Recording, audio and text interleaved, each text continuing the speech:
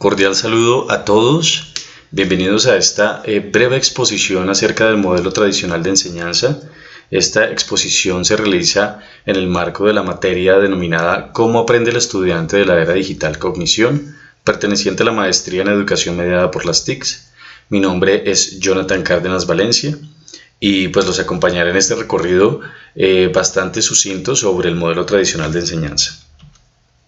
El objetivo de esta exposición es exponer los principales aspectos del modelo tradicional de enseñanza y las reflexiones en relación con los retos de la educación en la actualidad y de la educación digital en particular. Esto tiene una importancia fundamental, ya que lo que intentamos hacer es tomar estos referentes de los modelos de los distintos paradigmas pedagógicos y nutrirnos de algunos aportes que nos dan y hacer un análisis dialéctico entre estos postulados y los retos que nos impone la educación digital y las nuevas formas de educación actuales. Este va a ser el recorrido de nuestra exposición. En primer lugar, definiremos modelo, daremos una definición de modelo. Posteriormente, retomaremos los principales exponentes del modelo tradicional de enseñanza para luego referirnos a las características principales de este modelo. Luego hablaremos de la concepción de sujeto, del sujeto que aprende. Recordemos que todos los modelos de enseñanza y los paradigmas pedagógicos tienen una concepción del sujeto que aprende, una concepción particular. Esto es muy importante, ya que esto explicaría la forma como se aborda el aprendizaje y cómo se considera ese alumno o ese estudiante y cómo este estudiante adquiere el conocimiento y también cómo se relaciona con los objetos de conocimiento. Luego explicaremos el aprendizaje, cómo concibe el aprendizaje este modelo tradicional de enseñanza, para posteriormente hablar de esa relación entre profesor y estudiante, cómo se da esta relación entre estos dos actores, entre estos dos elementos del acto educativo. Luego la aplicación en el aula y citaremos un ejemplo pues en contexto real, y luego finalizaremos con las reflexiones y conclusiones. La definición de modelo es muy importante antes de empezar, ya que nos da pues un marco para entender un poco desde qué lugar estamos hablando del modelo pedagógico. Para ello nos apoyamos en las palabras de Flores, 1999. Flores plantea que un modelo pedagógico puede ser entendido como la representación de las relaciones que predominan en el acto de enseñar. Es decir, es un marco o un lente de lectura para entender eso que es enseñar. ¿Qué sucede o qué acontece al enseñar? Nos da ciertos parámetros y ciertas líneas de acción y sobre todo como un lugar, una mirada para entender eso que acontece en la enseñanza. Los principales exponentes del modelo tradicional podemos decir que son dos fundamentalmente, San Ignacio de Loyola y Juan Amos Comenio. En primer lugar, San Ignacio de Loyola, recordemos que fue un militar español y un religioso. Esto es muy importante para entender su mirada frente a la educación en particular. Él inicialmente pues hizo parte del terreno militar y religioso y luego trasladó de alguna manera o empezó a incursionar en la educación y pues obviamente trajo consigo un montón de elementos propios del régimen militar y del régimen religioso. A él se le adjudica la disciplina y la constancia, todas estas formas de disciplinamiento en la educación, sobre todo en el modelo tradicional de enseñanza, provienen de San Ignacio de Loyola.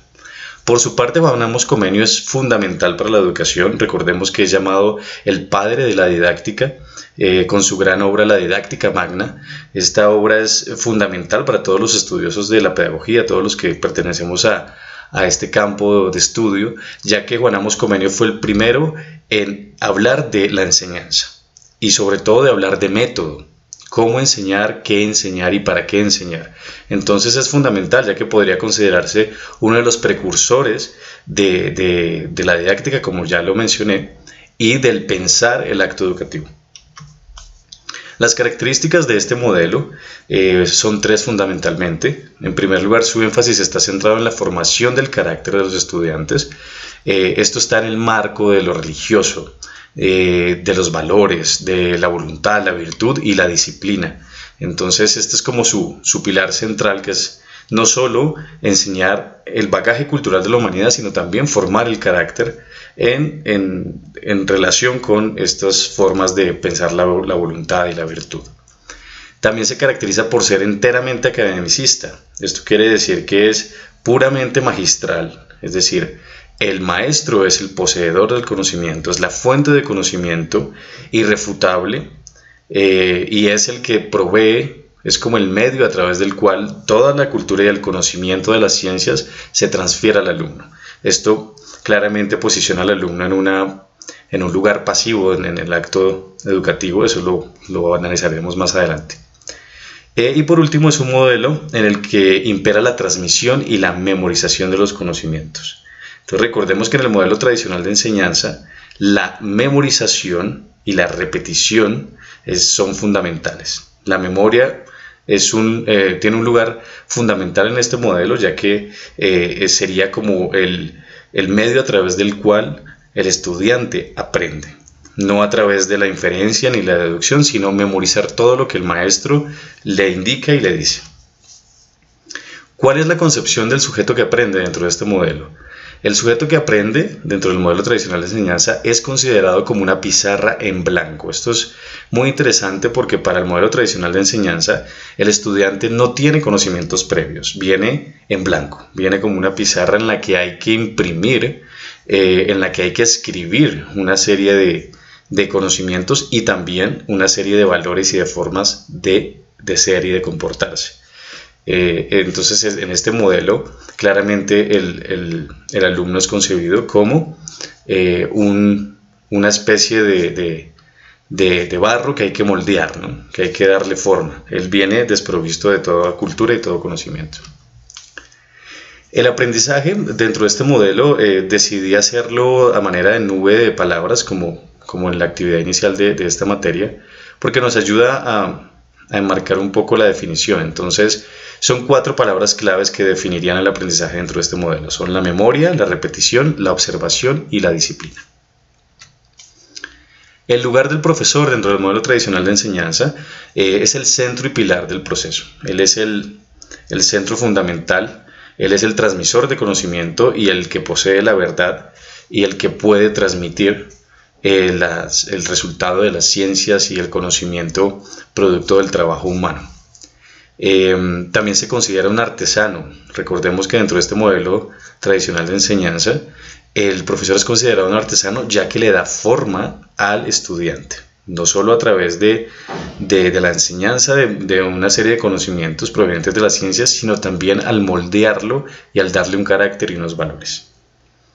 El estudiante en este modelo es considerado, como ya lo mencioné, una pizarra en blanco. También es el centro de la atención en el modelo tradicional. Él se convierte como en ese recipiente en el que hay que depositar los conocimientos. Y es un sujeto pasivo que memoriza y repite. La aplicación en el aula, como ya dijimos, suelen ser clases muy magistrales que requieren de memoria y repetición. Todo esto en el marco de la transmisión de valores religiosos y éticos, que fue pues su origen, su génesis. Entonces claramente era como un lugar en el que el estudiante tenía que simplemente escuchar y tomar nota y repetir.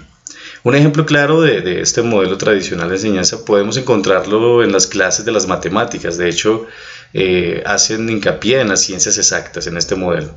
En las clases de matemáticas vemos cómo el maestro enseña una serie de ecuaciones y una serie de leyes propias de las matemáticas en las que el estudiante simplemente debe tomar nota y luego repetir la serie de pasos que se dan en estas resoluciones matemáticas. Esto sería un ejemplo claro de cómo en el aula se da este modelo tradicional.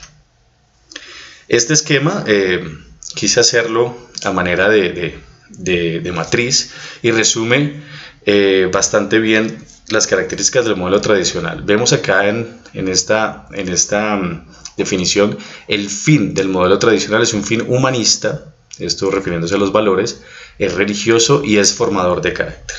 El método es transmisionista, memorístico, como ya lo dijimos, repetición e imitación, y la relación maestro-alumno es una relación vertical, es decir, el maestro tiene injerencia y poder sobre el alumno y el alumno está subordinado. Y los contenidos son los conocimientos y los valores acumulados por la sociedad y también provenientes de las ciencias exactas, matemáticas, química, biología. Reflexiones.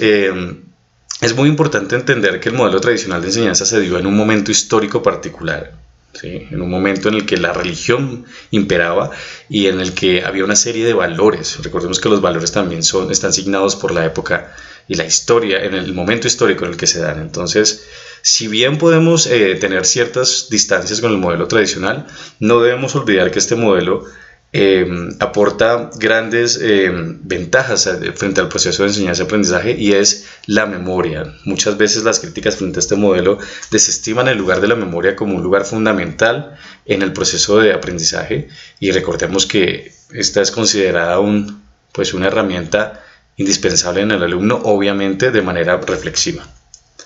Y con las conclusiones pues presento unos aspectos positivos y unos aspectos negativos, o mejor, unos aspectos a mejorar, podríamos decir, para no darle esta connotación negativa. Y como ya lo mencionaba, pues permite la transmisión de conocimientos a través del discurso oral. Eso es uno de los aspectos positivos. Posiciona la memoria como un elemento fundamental del aprendizaje. Provee una serie de guías y caminos para enseñar. Fortalece la memoria y la atención. Y los aspectos a mejorar le da un lugar central a la memorización, dejando de lado la comprensión de lo que se aprende. No promueve habilidades pragmáticas. Esto quiere decir que al enseñar de manera memorística y repetitiva en situaciones de contexto real, pues no se pueden aplicar mucho estos conocimientos, ya que pues la realidad supera bastante la teoría. Y finalmente, pues los conocimientos adquiridos se pueden olvidar fácilmente. Muchas gracias por su atención. Estas son las referencias bibliográficas que usé para esta presentación.